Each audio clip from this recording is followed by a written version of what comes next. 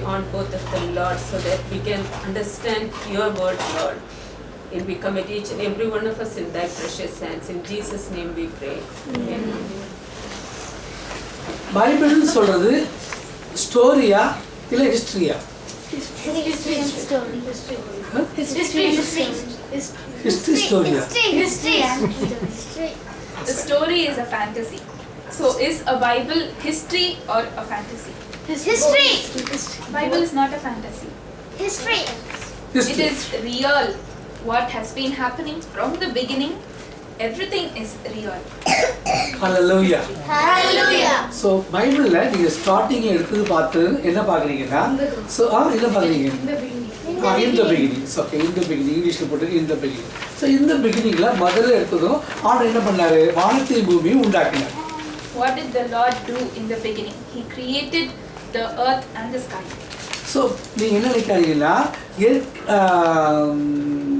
ஆண்டவர் புது வானத்தை பூமியை உண்டாக்குனாரா இல்லை இருக்கிற வானத்தை மறுபடியும் சீரமைச்சாரா? Did the Lord create a new heaven, a new earth and sky, or he reformed and organized what was existing? He created a new form. இல்லை பைபிள் வேர்ட்ஸ் 1 and 2 சரி ரீடுமா? In the beginning, God created the heaven and the earth was without form and void, and the darkness was upon the face of the deep. And the Spirit of இருமா God. ஒரு வருஷத்துக்கு முதல்ல சத்தம் வச்சு மெதுவாக படிமா. In the beginning, God created the heaven and the earth. So in the beginning, God created The heaven and the earth. heaven And the earth. பாருங்க அப்ப அவர் ஹெவனை உண்டாக்குனாரு, எர்த்தை உண்டாக்குனாரு. அது ரெண்டாவது படிங்க. Now the earth was formless and empty. Darkness was over the surface of the deep. Thank God. போதும் வேகமா படிக்காரு. So ஆண்டவர் உண்டாக்குன பூமி ஒழுங்கற்றதும் வெறுமையுமா இருந்துச்சுன்னு போட்டிருக்கு. ஆண்டவர் ஒழுங்கில்லாம உருவாக்குவாரா? The earth that was formed was not organized. It was formless and it was filled with darkness. So தேவன் அந்த மாதிரி ஒழுங்கில்லாம உருவாக்குவாரா? No. No. Will God create anything not organized or not proper? No. அது முதல் வசனத்துக்கும் ரெண்டாவது வசனத்துக்கு நடுவுல மில்லியன்ஸ் இயர் இருந்திருக்கலாம்னு நம்புறாங்க. So people believe that millions of years must have passed between the beginning, that is the creation of the heaven and earth, and when the earth became formless and improper. So இது formless and improper earth எப்படி மாறுச்சுன்னா ஹெவன்ல ஆண்டவர் இருந்தாரு, அங்க லூசிபர்னு ஒரு angel இருந்துச்சு. சரியா? அந்த angel வந்து ஆண்டவர் சரியா துதிக்கல, ஆண்டவர் சரியா ஸ்தோத்திரம் பண்ணல. அந்த தூதர் என்ன நினைச்சாருன்னா, அம்மா என்ன கவனிமா, பைபிள் போடலாம் அப்புறம் போட்டுக்கலாம், ரொம்ப முக்கியமானது எனக்கு சரியா? இது ரொம்ப முக்கியமான வேர்ட். ஏன்னா இது வந்து உங்களுக்கு கற்றுக் கொடுத்துருக்குன்னா ஒரு கொஞ்சமாக சொல்லி கற்றுக் கொடுத்துருக்குன்னா உங்களுக்கு அப்புறம் பைபிளோட ஹோல் கான்செப்டை புரிஞ்சிடும். நீங்கள் உட்காந்து எல்லாத்தையும் மனப்பாடம் பண்ணிட்டு இருக்க வேண்டிய அவசியம் இல்லை. கான்செப்ட் வைஸ் உங்கள் மைண்டில் வந்துட்டாலே நீங்கள் கிளவர் இன் பைபிள், நீங்கள் பைபிளில் நல்லா ஜீனியஸாக மாறிடுவீங்க. ஹல்லேலூயா. நீங்கள் ரொம்ப நல்லா கவனிக்கிறீங்க, அதுக்காக நான் ரொம்ப சந்தோஷப்படுறேன். கவனிங்க, அந்த ஆண்டவர் முதல் வசனத்துக்கும் ரெண்டாவது வசனத்துக்கும் நடுவில் டெவில் என்ன பண்ணான்னா பூமியை எல்லாவற்றையும் ஒழுங்கின்மையும் வெறுமையுமா மாத்திட்டா. பூமியில இருள் இருந்தது அப்படின்னு பாட்டுருக்கு. Between the creation of the heaven and earth and the millions of years passed, there was an angel called Lucifer. He didn't praise God. He became proud and he said, I will lift myself above God. So God pushed him down to the earth. He made the earth formless, improper, and he filled it with darkness. So இப்போ நீங்கள் dinosaurs, நான் அண்ணா வந்து Canada போயிருந்தப்ப அங்கே dinosaurs வச்சு பேசல்ஸ்லாம் கொண்டு வந்து பெரிய அந்த பேசல்ஸை வச்சு டைனோசர்லாம் வச்சுருந்தாங்க. ரொம்ப பெரிய ஒரு பெரிய மியூசியம். அதெல்லாம் போய் பார்த்தப்ப ரொம்ப ஆச்சரியமாக இருந்தது. நீங்கள் டைனோசரை மூவியில் பார்த்துருப்பீங்க. நான் நிஜமாலுமே அந்த பேசல்ஸ் எல்லாம் கொண்டு போய் வச்சுட்டெல்லாம் போய் பார்த்தேன். அப்போ இதெல்லாம் வந்து கோடிக்கணக்கான ஆண்டுகளுக்கு முன்பு வச்சு சொல்கிறாங்க. அப்போ கோடிக்கணக்கான ஆண்டுகள்னா அது எப்போ இருக்குன்னு நான் யோசிச்சப்போ தான் தெரிஞ்சது. முதல் வசனத்துக்கும் ரெண்டாவது வசனத்துக்கும் இடைப்பட்ட பகுதியில் தான் அந்த டைனோசர்ஸ் போன்ற மிருகங்கள்லாம் பூமியில் வாழ்ந்தது. The animals like dinosaurs, they lived millions of years ago and they perished. So how did this come about? When Pastor went to Canada, he saw all the fossils of the dinosaurs which were really huge. They did exist on Earth. But when Satan made the earth formless and dark, these perished along with the goodness of the earth. அந்த அப்போ பெரிய பெரிய மிருகங்கள்லாம் அழிஞ்சு இந்த பூமியை கெடுத்துட்டான் பிசாசு. அப்போ ஆண்டவர் என்ன பண்ணாரு, 2வது வசனத்துலேருந்து அதுக்கு பிறகு இருக்கிறத மறுபடியும் ரிஃபார்ம்னு சொல்லுவாங்க. ஸோ ரிஃபார்ம் மறுபடியும் மறுசீரமைத்தார் ஆண்டவர். மறுபடியும் சூரியன் உண்டாக கிடந்து வெளிச்சம் உண்டாக கிடந்துன்னு சொல்லி புதுசாக சிருஷ்டிக்கல. ஒழுங்கின்மையும் வெறுமையுமா போன பூமியை ஆண்டவர் மறுபடியும் புதுசாக்கினார். From there God took over. He took the earth that was formless and dark and he refined it so that we as human beings can live on. எதுக்காக பூமியை மறுபடியும் ஆண்டவர் சீரமைச்சாரு? Why did God reform and refine the earth? அங்க ஹெவன்ல தான் துதிக்க முடியல. In heaven they couldn't praise. So அப்போ பூமியிலேயாவது துதி இருக்கட்டும்னு சொல்லி பூமிக்கு வந்தார் ஆண்டவர். So Lord came to the earth seeking praise. So பூமியில் என்ன பண்ணாரு, மறுபடியும் ஒரு தேவதூதனை உண்டாக்காதபடிக்கு ஆண்டவர் அவருடைய சாயல்ல அவருடைய ரூபத்துல மனுஷனை ஆண்டவர் படைச்சார். He didn't want to create another set of angels after Lucifer fell. So he created human beings in his own form. So அவருடைய மாதிரி எல்லாம் படைச்சு முடிச்ச பிறகு அந்த ஏதேன் தோட்டத்துக்குள்ள யார் வந்தது? After he created everything inside the Garden of Eden, who came inside? Adam. அங்க யார் வந்தது? என்ன வந்துச்சு? சேட்டன் வரல, ஸ்னேக் வந்துச்சு. ஸோ ஸ்னேக் வந்து ரொம்ப கன்னிங்காக இருந்துச்சு அப்படின்னு சாப்டர் 3ல போட்டுருது. அது சாப்டர் 3ல பார்த்தீங்கன்னா போகிறோம், சர்ப்பமானது மிகவும் தந்திரம் உள்ளதாக இருந்துச்சு. ஆண்டவர் எல்லாத்தையும் நல்லா தானே படைச்சாரு. அப்போ பாம்பு மட்டும் எப்படி தந்திரமாக இருந்துச்சு அப்படின்னா, இந்த பாம்புக்குள்ள பிசாசு உள்ள போய் அந்த பாம்பு மிகவும் ரொம்ப மோசமாக மாறிச்சு. Inside the Garden of Eden, the serpent came inside. It said in the Bible that the serpent was very cunning. But when God created everything so good and proper, how did the serpent become cunning? The Satan went inside the serpent and it started working from within the serpent, and that's how the serpent became cunning. So அது உள்ளே வந்த உடனே இவங்க 2 பேரையுமே அது ஏமாத்திருச்சு, வஞ்சிச்சிருச்சு, seat பண்ணிடுச்சு. When the serpent came inside the Garden of Eden, it cheated Adam and Eve and it deceived them. So நீங்கள் என்ன பண்ணணும்னா, இந்த பிசாசுடைய காரியத்தை அவங்ககிட்ட பவர் கிடையாது, அவங்ககிட்ட இருக்கிறது வந்து கன்னிங், அவங்ககிட்ட இருக்கிறது தந்திரம். அதனால பிசாசை பற்றி நீங்கள் பயப்பட வேண்டாம். அவங்ககிட்ட இருக்கிறது தந்திரம், உங்கள்கிட்ட இருக்கிறது விஸ்டம். அதாவது அவங்ககிட்ட இருக்கிறது கன்னிங், உங்கள்கிட்ட இருக்கிறது விஸ்டம். இந்த விஸ்டம் இருந்துச்சுன்னா நீங்கள் அவனை ஜெயிச்சிடலாம். The Satan is not powerful as he proclaims himself to be. He is just cunning. He is just the same old cunning serpent. But God has given us wisdom so that we may overcome this cunning serpent. ஹல்லேலூயா. சந்தோஷமா சொல்லுங்க பார்க்கலாம். Hallelujah. Right, இதுதான் இப்போ beginning stage. இப்போ இதுக்கு பிறகு நான் அண்ணன் என்ன செய்ய போகிறேன்னா, கான்செப்ட் வைஸ் சொல்லிகிட்டே போக போகிறேன். நீங்கள் அப்படியே நீங்கள் ஒருவேளை பைபிளை படிச்சுருக்கலாம், இல்லை பைபிளை படிக்காமல் கூட இருக்கலாம். நான் சொல்கிற கான்செப்ட் வந்து மைண்டில் போட்டே வாங்க. இப்போ அங்கே அங்கே வானத்தில் யார் இருந்தது? ஹெவனில் யார் இருந்தது? God and angel. Okay, earth கடவுள் என்ன பண்ணாரு? ரீஃபார்ம் பண்ணாரு. ரீஃபார்ம் பண்ண பிறகு யாரை உண்டாக்குனது? கொஞ்சம் டக்கு டக்குன்னு வாயத்தின்னு சொல்லுங்க. Adam and eve. அந்த தோட்டத்துக்குள்ள யார் வந்தது? ஸ்னேக் வந்துச்சு. இப்போ இவங்க 2 பேரும் என்ன செஞ்சாங்க? ஆடம் ஈவ் என்ன பண்ணாங்க? அவங்க they are doing the sin. சரியா? அவங்க பாவம் செஞ்ச உடனே தேவன் தோட்டத்தை விட்டு என்ன செஞ்சாரு? வெளியே வரட்டார். சொல்லுங்க பார்க்கலாம். என்ன பண்ணாரு ஆண்டவர்? தலையிலே ஆட்டக்கூடாது, வாயத்திலிருந்து சொன்னீங்கனால அது மனசுல போய் பதியும். சரிதானா? அப்போ இந்த தோட்டத்தை விட்டு என்ன செஞ்சார் ஆண்டவர்? வெளியே வரட்டார். ரைட். இப்போ வெளியே வரட்ட பிறகு அவங்க பிள்ளைங்க 2 பேர், காயின் அண்ட் ஆபேல், அவங்க என்ன பண்ணாங்க?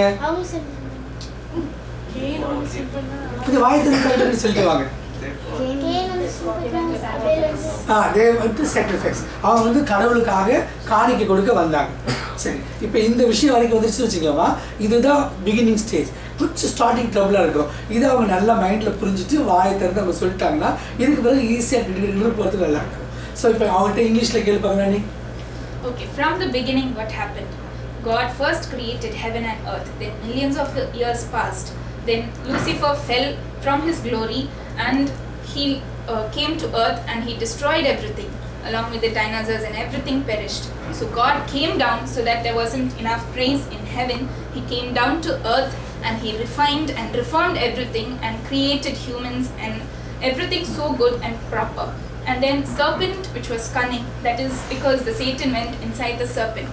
He came to the Eden garden, deceived Adam and Eve, and made them sin and fall short of the glory of God. So God chased them away from Eden. He chased them away from Eden, and after that they had 2 children. Their names? Cain and Abel. As they grew up, Cain was a farmer and Abel was a shepherd. So they came to God to give their offerings. So இப்போ இதுக்கு பிறகு என்ன பண்ணாங்கன்னா பூமியில் நிறைய மனிதர்கள் வந்தாங்க. ஆனால் எல்லாரும் வந்தாலும் எல்லாருடைய எண்ணங்களும் ரொம்ப கெட்ட எண்ணமாக இருந்துச்சு. அதனால உலகத்தை மறுபடியும் அழிக்கணும்னு நினைச்சார் கடவுள். But as the population increased, people's mind became so corrupted, their ways so sinful, that he wanted to destroy everything and everyone. அதுக்காக என்ன பண்ணாருன்னா நோவான்னு ஒரே ஒரு ஆளை கூப்பிட்டு நீ ஒரு பெரிய கப்பலை செஞ்சு பூமியில் இருக்கிற எல்லா மிருகங்களையும் நீ இந்த கப்பலுக்குள்ளே வச்சு பத்திரமா பாதுகாத்துக்கோ, நான் இந்த பூமியை தண்ணி ஊற்றி அழிக்க போறேன்னு சொன்னார். So he chose one man and his family who was faithful to him, that is Noah and his family, and he told Noah to make an ark which would hold him and a pair of all the animal species in the whole world, that God will destroy all the other things on earth. இப்போ அடுத்த Bible கதாபாத்திரம் coin ஆபேலுக்கு பிறகு யாரு? நோவா என்ன செஞ்சாரு? பெரிய கப்பல் கட்டினார். அதுக்குள்ள பூமியில் இருக்கிற எல்லா மிருகமும் என்ன செஞ்சது? உள்ள போயிடுச்சு.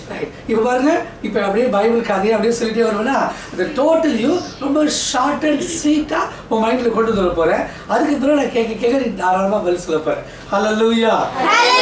சரி, இப்போ நோவாவுக்கு பிறகு அந்த தண்ணி எல்லாம் மழை பெஞ்ச பிறகு தண்ணி எல்லாம் வடிஞ்ச பிறகு காக்காவை தாத்தா அனுப்புனார். நோவா தாத்தா காக்கா என்ன பண்ணுச்சு? திருப்பி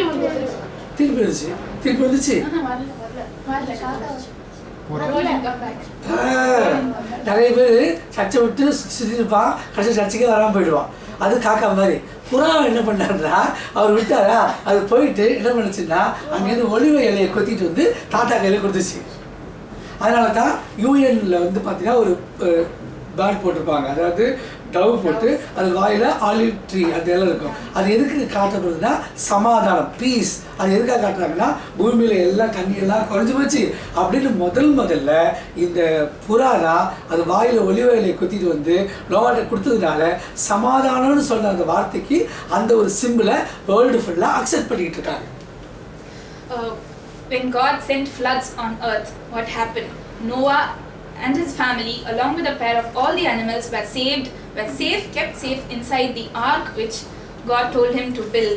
Then after the floods, for 40 days and 40 nights, the floods came down and Noah sent out a raven, but the raven didn't come back. Then second, he sent out a dove which returned with an olive branch. So, and the third time he sent the dove, it didn't come back, seeing that the water has gone down fully and that they may come out. And after some more days they came out and they filled the earth. God, just as Noah was faithful to God, God preserved him and all his family, and through him the earth was filled again. So இது வரைக்கும் நல்லா புரிஞ்சுக்கிட்டீங்க. ஹல்லேலூயா. சரி, அப்போ நோவா வெளியில் வந்த பிறகு முதல்ல அவர் ஆல்டர் கட்டினார். ஆல்டர்னா என்னன்னா 4 பலிபீடம் 2 கல்லெல்லாம் எடுத்து வச்சு அது மேலே ஒரு புறாவை எடுத்து மறுபடியும் அந்த புறா சமாதானத்தை கொண்டு வந்ததுனால அந்த புறா வந்து கடவுளுக்காக அவங்க பலி செலுத்துறதுக்காக புறா குஞ்சுகளை எடுத்து கடவுளுக்கு வெட்டி அவர் படைச்சாரு. அப்போ ஆண்டவர் சொன்னாரு, இனிமே நோவா நான் மழை தண்ணிலாம் பெஞ்சு இந்த பூமியை நான் அழிக்க மாட்டேன். நான் எப்போவாவது மழை நிறைய பிழிஞ்சேன்னா உன் கூடையும் என் கூடையும் நடுவில் ரெயின்போ வைக்கிறேன். அந்த ரெயின்போ வந்துருச்சுன்னா நான் மழையை ஸ்டாப் பண்ணுவேன்னு. அருமையான தம்பிங்களா தங்கச்சிங்களா, இன்னைய வரைக்கும் மழை பெஞ்சிட்டு இருக்கிறப்ப ரெயின்போ வந்துச்சுன்னா உடனே மழை நின்றுடுது. பாருங்க, நோவா கூட ஆண்டவர் செஞ்ச உடன்படிக்கை இன்னைய வரைக்கும் இயற்கை ஆண்டவர் வார்த்தைக்கு கட்டுப்படுது. When Noah came out of the ark, he built an altar to the Lord. just because the dove brought back the olive branch as a symbol of peace, he sacrificed that dove in the altar for God to honor the Lord for saving him and his family. What the Lord did, he promised Noah that he will never again destroy the earth with floods, and as a symbol he gave us the rainbow. This promise that he gave us, this rainbow he's given us, exists till date as a symbol between Noah and God. Even nature obeys the word of the Lord. Hallelujah. Hallelujah. So இதுக்கு பிறகு என்னாச்சு, அந்த மறுபடியும் ஜனங்க மறுபடியும் பெருக ஆரம்பிச்சாங்க. முதல்ல ஜனங்க பெருக வந்தாங்க, ஆண்டவர் தண்ணி ஊற்றி அழிச்சாரு, எல்லாம் சுத்தம் பண்ணாரு. அதுக்கு பிறகு ஜனங்க எல்லாம் நிறைய வந்துட்ட பிறகு அவங்க என்ன பண்ணாங்கன்னா மறுபடியும் ஒரு பெரிய டவர் கட்டுறதுக்கு ஆசைப்பட்டாங்க. அதுக்கு பேர் பாபேல்னு பேர். அந்த பாபேல் கோபுரத்தை கட்டி என்ன செஞ்சாங்கன்னா 3 காரியம் தப்பு பண்ணாங்க. நமக்கு பேர் உண்டாக கட்டுவோம், ரெண்டாவது மறுபடியும் வானத்துக்கு மேலே ஏறுவோம், ஒரு பெரிய கோபுரத்தை கட்டுவோம், நம்ம எல்லாம் ஒன்றா இருப்போம்னு எல்லாரும் சேர்ந்து பேசிக்கிட்டாங்க. அப்போ ஆண்டவர் சொன்னார், டே இந்த டெவில்ஸோட பிளான் என்ன தெரியுமா, மறுபடியும் வானத்துக்கு மேலே ஏறணுங்கிறது தான். இவனுக்கு பேர் உண்டாகணும் தான், கடவுளுக்கு பேர் உண்டாகணும் இல்லை, இவன் பேர் உண்டாகணும் தான். அதனால என்ன பண்ணாங்க ஆண்டவர், பாபேல் சொன்னால் தாறுமாறு, அதாவது என்னது தாறுமாறுக்கு என்ன இங்கிலீஷில் கன்ஃபியூஷன் வந்து குழப்பம், தாறுமாறுனா ரெபிலியஸ்ன்னு நினைக்கிறேன். ரெபிலியஸ்னா முரட்டாட்டம். இல்லை தாறுமாறுனா அது ஒரு மாதிரி முன்னுக்கு பின் முரண் அந்த மாதிரி செய்யுது. ஸோ அப்போ ஜனங்க எல்லாரும் இப்படி எல்லாம் பெரிய பாபேல் டவர் கட்டின உடனே ஆண்டவர் ஃபர்ஸ்ட் டைமாக என்ன பண்ணாருன்னா எல்லா ஜனங்களையும் பாஷைகளை வேற ஆக்கி மொழி வெவ்வேறு மொழி, இவங்க பேசிக்கிறது அதுக்கு புரியல, இவங்க பேசிக்கிறது அவங்க புரியல, இவங்க பேசுறது இவங்களுக்கு புரியல, இவங்க பேசுறது எனக்கு புரியல, எல்லாம் காய்ச்சி போச்சு அடிச்சுட்டு எல்லாரும் அப்படியே எல்லாம் அந்த பாபேல்கிட்ட வந்து எல்லா ஜனங்களும் பிரித்து போய் வேர்ல்டு ஃபுல்லாக ஜனங்க போயிட்டாங்க. அங்கே இருந்த ஜனங்க எல்லா இடத்துக்கு போனாங்க.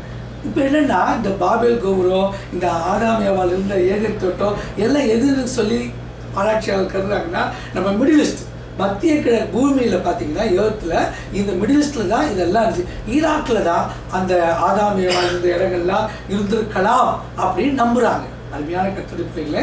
ஸோ இந்த பாபேல் கோபுரத்துக்கு பிறகு எல்லா ஜனங்க ஆசியா பக்கம், ரஷ்யா பக்கம், எல்லா சைடும் எல்லாம் பிரிஞ்சு ஜனங்க போயிட்டாங்க. பாபேல் கோபுரத்தில் தான் தேசங்கள் உண்டாக தொடங்குச்சு, நேஷன்ஸ் வந்துச்சு.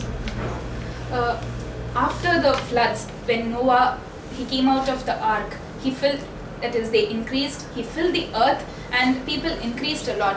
So when there were a lot of people, they thought back saying God might send floods again and try to destroy us, so let's build a tower. So what they did, they wanted to bring name for themselves and to reach high up in the heaven. So they wanted to build a very high tower. God did not like their attitudes and plans. So what he did, he confused their languages. There became so many languages that one person couldn't understand the other person, and they spread throughout the world, and that's how many nations and many languages came into existence. So இப்போ எல்லாம் வந்துட்ட பிறகு இதில் ஒருத்த கூட பக்தியாகவே இல்லை. பாபேல் கோபுரத்துக்கு பிறகு எங்கே பார்த்தாலும் விக்கிரக ஆராதனை வந்துச்சு. கடவுளுக்கு பிடிக்காத விஷயம் அவரை போல ஒரு உருவத்தை உருவாக்குறது. ஏன்னா கடவுள் அவருடைய உருவத்தில் தான் உன்னை உருவாக்கி வச்சிருக்கிறார். அப்போ நீ என்ன பண்ணக்கூடாது, கடவுளுக்கு வேற ஒரு உருவத்தை உண்டாக்கக்கூடாது. என்ன பண்ணாங்களா ஜனங்க ஐடியல் வர்ஷிப் பண்ணிட்டு இருந்தாங்க. அந்த ஐடியல் வர்ஷிப் பண்ணுற மக்களுக்கு மத்தியில் ஆண்டவர் த ஃபர்ஸ்ட் மேன் ஒரு ஆளை கண்டுபிடிச்சாரு. அவர் பேர் தான் Abraham. Hallelujah. After Babel, when their languages were confused, they spread out into the world and they started sinning against God. What did they do? They started building making idols in the image of the Lord, but the Lord has made us in his image. So, and he hates people who do idol worship. So from amongst those idol worshippers, he chose one man called Abraham. Hallelujah. இப்போ அப்படியே name இதில் வந்து கதாபாத்திரங்களை மட்டும் சொல்லுங்க. God, Lucifer, அப்புறம் snake, okay snake, Noah இல்ல, coin and ஆபேல், அதுக்கு பிறகு நோவாக்கு பிறகு பாபேல் கோபுரம். பாபேல் கோபுரத்தில் நிம்ரோத்னு ஒரு ராஜா இருந்தான். அவன் தான் இவ்வளோத்தையும் பண்ணான். அப்போ பின்னுக்கு நான் பிரசங்கம் பண்ண ஈஸியாக இருக்கும். அப்போ பாபில் கோபுரத்தை கட்டுறதுக்கு காரணம் நிம்ரோத். அது இங்கிலீஷில் என்னம்மா பேர்? நிம்ராத் தான். ஸோ அந்த நிம்ராத் பேர் இவங்க ஞாபகம் வச்சுக்கிட்டாங்கன்னா அந்த பைபிள் கதாபாத்திரம் வெளிச்சு கொண்டு போகிறதுக்கு ஈஸியாக இருக்கும். அப்போ அது சொல்லுமா. The king who was responsible for building the Tower of Babel is Nimrod.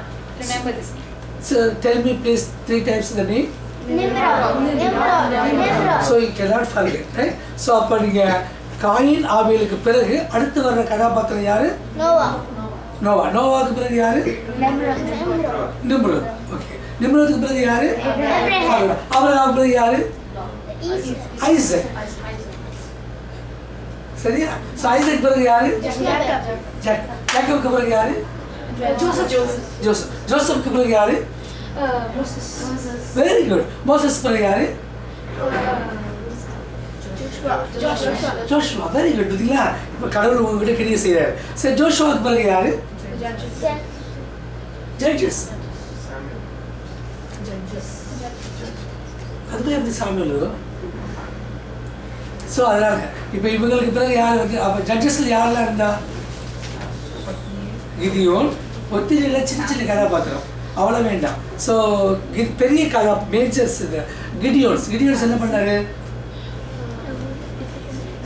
பயந்துட்டு இருந்தாரு. ஸோ கடவுள் சொன்னாரு, நீ கிதியோன் பயப்படாத, நான் உன் கூட இருக்கிறேன், நீ யுத்தத்துக்கு போகணும்னு சொல்லி கிதியோன் கூட போய் யுத்தம் பண்ணார். கிதியோனுக்கு பிறகு யாரு? சாம்சன். அது அவங்க 2 பேர் தான் மேஜர். மற்ற குட்டி குட்டிலாம் விட்டுருங்க, பெரிய ஆளை மட்டும் ஞாபகம் வச்சுக்கோங்க.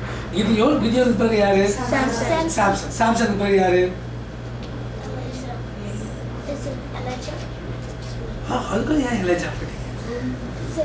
Very good. நீங்கள் நல்லா பேசுறீங்க. சொல்லுங்க, உங்களுக்கு பைபிள் பிடிக்கலையாமா? நீ நல்லா ரொம்ப கிளவராச்சு நீ. இப்போ பாருங்களேன், இப்போ எங்கே சொன்ன நம்ம சாம்சனுக்கு பிறகு நம்ம யார் எடுத்துக்கலாம்னா சாலை வருதா, அதுக்கு பிறகு சவுல் எடுத்துக்கலாம். நம்ம ஃபர்ஸ்ட் கிங் யாரு? அதுக்கு பிறகு கிங் யாரு? அதுக்கு பிறகு கிங் யாரு? Very good. அவ்வளோதான். சரியா? 3 முற்பிதாக்கள். யாரெல்லாம் 3 முற்பிதாக்கள்? ஆபிரகாம், ஈசாக்கு, யாக்கோபு. 4 fathers. அவங்க 3 பேரும் 4 fathers. 3 ராஜாக்கள். 3 சொல்ல போறேன். 3 ராஜாக்கள் யாரு? சரி, ஜட்ஜஸ்ல 3 பேர் வச்சுப்போம். அப்பதான் ஈஸியா ஞாபகம் வச்சுக்கலாம். யாரெல்லாம் பெரிய ஆள் இருக்காங்க? கிதியோன், சாம்சன், சாமுவேல் இல்லையே. Samuel prophet. So it's not a judge. சரியா? Judge also. Yeah, yes, I'm a judge also. Okay, அப்போ அவரையும் போட்டுப்போம். அப்போ 3 பேர் வச்சுட்டோம்னா நம்ம நல்லா. ஆனால் ஒரு நியாயாதிபதிகள் வர்றாரா? எங்களுக்கு நியாயாதிபதி மட்டும்தான் வேணும். அப்போ நம்ம என்ன செய்யலாம்னா தெபோரால் எடுத்துக்கலாம். பாராக்கூட தெபோரால் தான் நல்லா. தெபோரால் எடுத்துக்கலாம். சரியா? இல்லை, அவங்களும் ஜட்ஜஸ் தான். தெபோரா ஒரு lady. So lady also judges. சரிங்களா? அப்போ இப்படி வாங்க நம்ம. இப்போ நீங்கள் இப்படி எல்லாம் கலந்து பேசினா உங்கள் மைண்டில் வந்துடும். சொல்லுங்க பார்க்கலாம். தெபோரால், கிதியோன். முதல்ல கிதியோன், அப்புறம் தெபோரால், அப்புறம் யாரு? சாம்சன். இவங்க 3 பேர் ஜட்ஜஸ். 3 ஜட்ஜஸ் நான் வச்சுக்கோம். சொல்லுங்க. So cute, so wonderful. நல்ல பிள்ளைகளா இருக்கீங்க. நல்லா ஞாபகம் வச்சுட்டீங்க. அடுத்து 3 ராஜாக்கள் யாரு? சாலமோன். சரி, இந்த சாலமோனோட ஓரளவுக்கு பைபிள் கதாபாத்திரங்கள்லாம் முடிஞ்சிருச்சு. அதுக்கு பிறகு எல்லாம் ப்ராஃபிட்ஸ் தான் வருவாங்க. ஹல்லேலூயா. சந்தோஷமா சொல்லுங்க பார்க்கலாம். இன்னைக்கு பாஸ்ட் அண்ணன் என்ன செய்ய போறேன்னா, முதல்ல கதாபாத்திரங்கள் அந்த ஹீரோஸ் இருக்காங்களா அது வயசு ஒரு இடம் சொல்லி கொடுக்க போகிறேன். அதுக்கு பிறகு சம்பவங்கள் வயசு சொல்ல போகிறேன். இந்த சம்பவம் நடந்துச்சு, இந்த சம்பவம் நடந்துச்சு, இந்த சம்பவம் நடந்துச்சு, இந்த சம்பவம் நடந்துச்சு. அப்படின்னா நீங்கள் பைபிள் சம்பவங்கள் ஃபுல்லாகவே எல்லாத்தையும் ஞாபகம் வச்சுக்கலாம். இப்போ பாருங்கள், நம்ம எந்த சம்பவத்தோட விட்டோம்? இப்போ கதாபாத்திரங்களை சொல்லி கொடுத்து விட்டோன்னா, இப்போ சம்பவங்கள் எங்கே தெரியுமா விட்டு வந்தோம்? ஆபிரகாம்கிட்ட வந்து விட்டோம். ஆபிரகாம் இல்லை, இன்சிடென்ட் சொல்லவே இல்லை.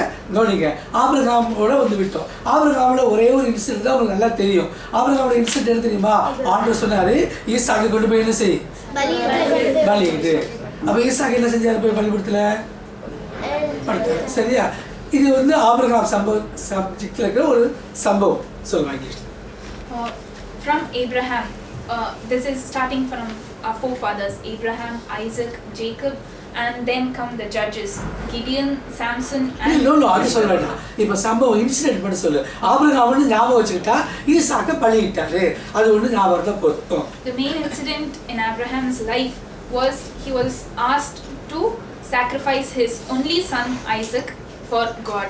சரி, ஐசக்கு நீங்கள் ஒரே காரியம் ஞாபகம் வச்சுக்கணும். அது என்னன்னா பஞ்ச காலத்தில் அவர் ஆண்டவர் பேர் நம்பி போய் விதையை விதைச்சாரு, கடவுள் 100 மடங்கு அறுத்தாரு அவர். அது ஒரு சம்பவத்தை நீங்கள் ஞாபகம் வச்சுட்டா நல்லா இருக்கும். The incident about Isaac is that there was a very great famine during his time, and when other people said nothing would grow, he trusted in the Lord. Yes. And he went and he sowed the seeds and he reaped 100-folds for trusting in the Lord. Hallelujah. Hallelujah. எல்லாரும் நம்பாட்டி போனாலும் நீங்களும் நானும் இயேசுப்பாவோட பிள்ளைங்க. அதனால இயேசுப்பாவை நம்பி நீ படிச்சுட்டு பரீட்சை எழுதுனா கண்டிப்பாக நீ 100 வாங்குவேன். So trust in the Lord when you study, and God will bless you and make you get 100 marks out of 100. நீங்க எப்போ பார்த்தாலும் இந்த மக்கு பிள்ளைகளே காரணம் காட்டக்கூடாது. எல்லாம் 40 தான் வாங்கிச்சிங்க, 30 தான் வாங்கிச்சிங்க, நான் 60 வாங்கிக்கிறேன் பரவாயில்லையான்னு சொல்லக்கூடாது. நீ எப்பவுமே 100 தான் வாங்கணும். ஐ bless you. Don't underestimate yourself and compare yourself with students who get lower marks. Yeah. Aim for the highest, and we all bless you to get the highest in the name of the Lord. நான் என்ன சொல்றேன்னா, நீ சூரியனுக்கு போகிறதுக்கு முயற்சி பண்ணானா at least சந்திரனுக்காவது போவேன். Aim to go to the sun and you'll end up in the moon. At least. Hallelujah. இன்ஸ்பிரேஷனை திரும்ப சொல்லு. அவனை சொல்லி பக்கத்தால் சொல்லு. நம்ம சூரியனுக்கு போகணும் இங்கிலீஷில் சொல்லு. அப்பதான் எல்லா ஒருத்தர் கைப்பிடிச்சு சொல்லுவாங்க. சொல்லுங்க பாருங்க. Tell to your neighbor. Aim for the sun. Aim for the sun. At least then you'll reach the moon. Hallelujah. Hallelujah. நீ 100 மார்க் வாங்குறதுக்கு யோசிச்சாரா? சார் 100 மார்க் யோசிச்சாரா? 95. 40 மார்க் தான் வாங்குவேன். First 95. இல்லை நான் என்ன சொல்கிறேன்னா, ஜோக்காக சொல்கிறேன். சரிங்களா? ஸோ நீ 100 மார்க் வாங்க நினைச்சாரா? நீ at least Aim pass for 100 and then only He'll get 60. At least at least what? 50. Something. So அப்போ தான் நம்ம மனசில் பதியும். நம்ம பிள்ளைங்க எல்லாருமே ஐசக் மாதிரி படிக்கும்போது ரொம்ப ட்ரையாக இருக்குன்னு ஃபீல் பண்ணாத. அது என்னதான் ட்ரையாக இருந்தாலும் படிக்கிறத ஒழுங்காக படி. கண்டிப்பாக ஐசக் மாதிரி நீயும் 100 மார்க்ஸ் வாங்குவேன். Isaac sowed the seeds even when the land was dry and people said nothing will come out of it, but he trusted in the Lord. If you feel your subject is dry, don't neglect it. Put your trust in the Lord and do your best, and God will bring victory. So இப்போ அடுத்த கதாபாத்திரம் யார்? ஜேக்கப்ல எது ஞாபகம் வச்சுக்கலாம்? He got 90. Fought with God. Fought with God. Fighting with God. He fought with God. Yeah, it's good. He's not fighting with God. அந்த வார்த்தையே சரியில்லை. ஏன்னா கடவுளோட சண்டை போட்டாங்க ரொம்ப இருக்கும். Wrestled with God. No, அது மோசமான வார்த்தை. அதோட மோசம். வேற என்ன வார்த்தை இங்கிலீஷ்ல இருக்குது? But that is the fact, right? That's No, what it's- is written in the Bible. In the Bible, it's You can't written change this. it. ஏன் அப்படி போட்டுருக்கா? Yeah. அப்போ நான் சொல்ல ஸ்ட்ரகிளிங் வித் காட். அது இது கொஞ்சம் கம்மியாக இருக்கும். ஸ்ட்ரகிளிங் என்ன? போராட்டம். தமிழில் அதுதான் சரி. ஸோ அதனால் ரெஸ்லிங்கிறது சம்மண்டமாக குத்துறது அடிக்கிறது ரொம்ப கடவுள் அப்படி இல்லை. அது ரெஸ்லிங்கிறது ரொம்ப கடுமையான சண்டை. நான் என்ன சொல்ல வரேன்னா, அவன் வந்து ஸ்ட்ரகிள் வித் காட். அதாவது ஜேக்கப் வந்து ஆண்டவர்கிட்ட போய் என்னை ஆசீர்வதிச்சாலோட விட மாட்டேன்னு ஏசப்பா தேவனோட அவன் போராடினான். சொல்லுங்க பார்க்கலாம். Jacob struggled with God, as we see from when he was born. Though he was not destined to receive the promise, he fought his way out, fought against his destiny. He said, அப்போ அங்கே I போய் will receive the promise from God, whatever happens. Hallelujah. Hallelujah. கவனிங்க. இப்போ இந்த 3 சம்பவங்கள் ஆபிரகாமுக்கு என்ன ஞாபகம் வச்சுக்கிறீங்க? He went to sacrifice Isaac. அடுத்து ஈசாக்கு என்ன வச்சுக்கிறீங்க? He believed in God. அடுத்து பிலீவ் இன் காட் சொல்லாதீங்க. இப்போ தான் சொல்லி கொடுக்குறாரு. அது குழந்தை அங்கே அனுப்பிடுங்க. பிள்ளைங்க எல்லாம் கவனம் செலுத்துறது. கவனம் செலுத்தாமல் பார்த்துட்டு தான் பிள்ளைங்களுக்கு ரொம்ப கடினமான சப்ஜெக்ட். ஒரு கால்வாசி வந்துட்டான். இன்னும் கொஞ்ச நேரத்தில் இப்போ அவனுக்கு பிரேக் கொடுத்துட்டு திரும்ப நம்ம வர வச்சு இன்சிடென்ட்ஸ் எல்லாம் முடிச்சுட்டு அப்புறம் கதாபாத்திரங்கள் முடிச்சுட்டு அதுக்கு பிறகு நல்லா சந்தோஷமாக ஜோக்காக இருக்கிற மாதிரி ஒரு இதில் எடுத்துட்டா 3 சப்ஜெக்ட் எடுத்துலாம் ஹோல் பைபிள் மனப்பாடம் ஆகிடும். ஹல்லேலூயா. Hallelujah. ஆபிரகாமுக்கு என்ன ஞாபகம் வச்சுப்பீங்க? ஐசக். சொல்லுங்க, பாதி சொல்லிக் கொடுக்கூடாது, முழுசா சொல்லுங்க. He went to sacrifice. சரி, ஐசக் என்ன வச்சுப்பீங்க? எப்ப சொல்றது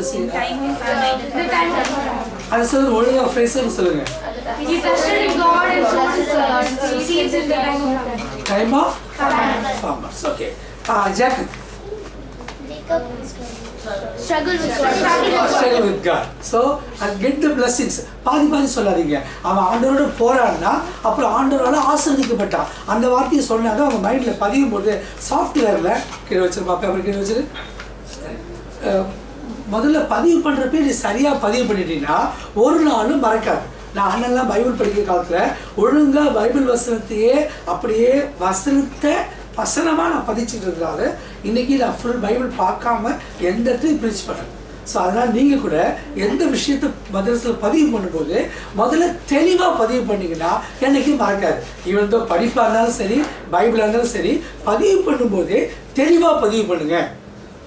When you read something, be it Bible or the book, concentrate on what you're doing, understand the concepts and take it and store it in your brain. In clear way. In a clear way. So sometimes நான் கேட்டா coin என்ன கொண்டு வந்தா, ஆபேல் என்ன காணிக்கை கொண்டு வந்தான்னு கேட்டா,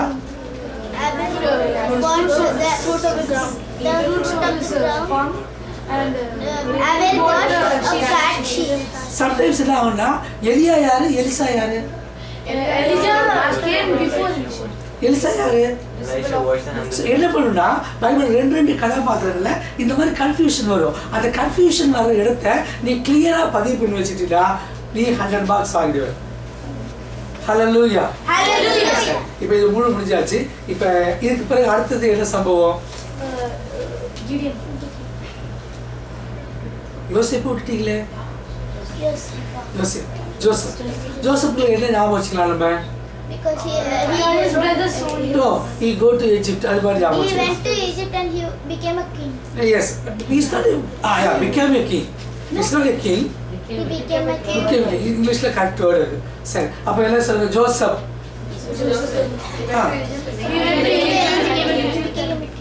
He went to Egypt and served the king. No, became second to the Yeah, correct. Adu thirumba solunga paakalam. இப்போ நான் ஸ்டார்டிங்ல சொல்லிட்டு வரேன். எல்லாம் சொல்லுங்க. முதல்ல என்ன இருந்துச்சு? Heaven and angels. அதுக்கு பிறகு யாரு?